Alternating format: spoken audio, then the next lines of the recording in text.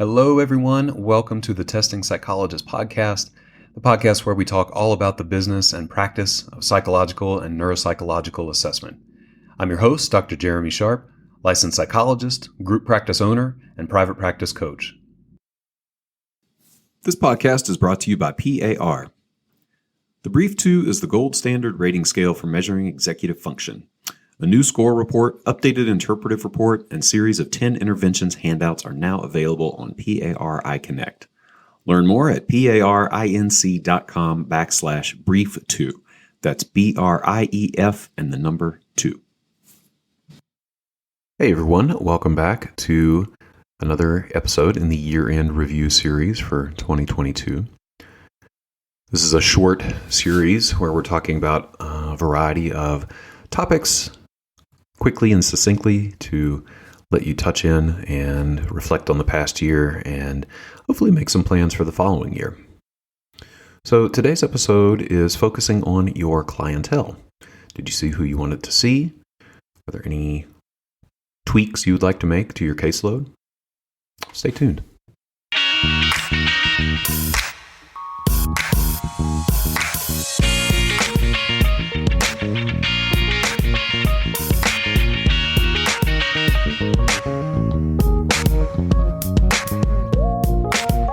Let's talk about your clientele for the past year. As I do this exercise, I like to look back. You can actually literally pull out your calendar and look back at your clientele and the caseload, the folks that you saw, the populations you worked with, the presenting concerns, the types of evals. I'm a fan of being very concrete here, so I would encourage you to actually pull out your calendar and go through this exercise. So I want you to review all of your clients and just be honest about the work that you love. Okay, so let's look back and think about, what was the top 25% of work that you really, really loved? And the idea is that once you identify that top 25% of work that you just absolutely loved, figure out if it's possible to do more of that in 2023. Okay, so how would that shift your caseload? You can look back and you can also think about the bottom 25%. So what work were you doing that just wasn't quite doing it for you? I think it's worth making that list as well, and then taking the next step to figure out if there's anything you can do to change that up. Let's take a break to hear from our featured partner. The Brief 2 is the gold standard rating scale for measuring executive function. A new score report and updated interpretive report available on PAR iConnect help you get the answers you need about executive functioning and ADHD quickly. Also available is a series of 10 downloadable, easy-to-understand Brief 2 interventions handouts designed to provide parents, students, and teachers with strategies to support and improve behaviors at home and in school. Learn more at parinc.com/brief2. That's BRIEF and the number 2.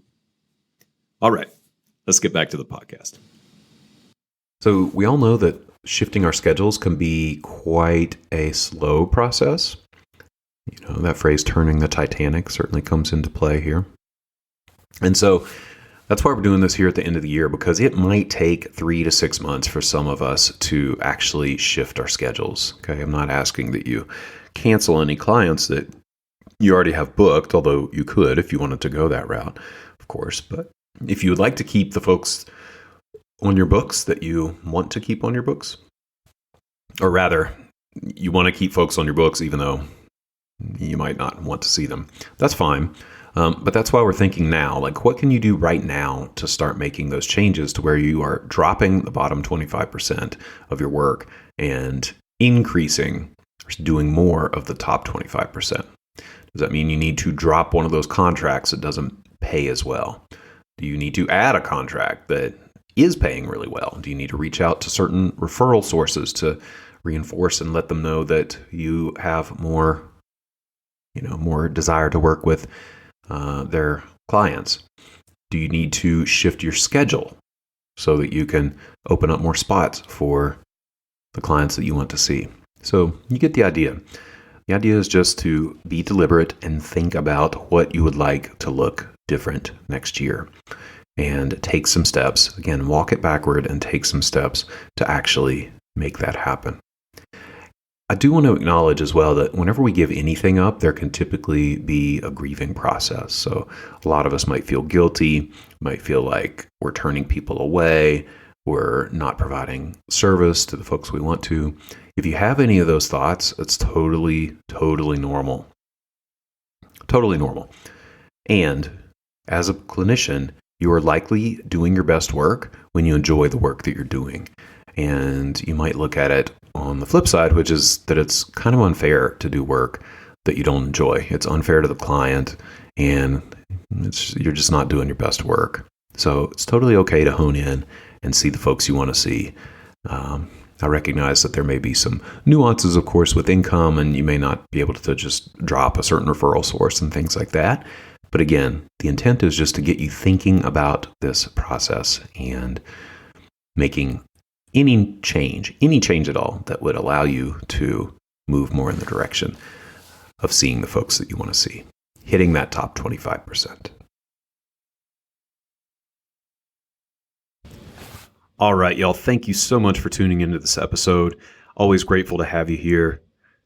I hope that you take away some information that you can implement in your practice and in your life. Any resources that we mentioned during the episode will be listed in the show notes, so make sure to check those out. If you like what you hear on the podcast, I would be so grateful if you left a review on iTunes or Spotify or wherever you listen to your podcasts. And if you're a practice owner or aspiring practice owner, I'd invite you to check out the Testing Psychologist Mastermind groups. I have mastermind groups at every stage of practice development, beginner, intermediate, and advanced. We have homework, we have accountability, we have support, we have resources. These groups are amazing. We do a lot of work and a lot of connecting. If that sounds interesting to you, you can check out the details at thetestingpsychologist.com/consulting. You can sign up for a pre-group phone call and we will chat and figure out if a group could be a good fit for you. Thanks so much.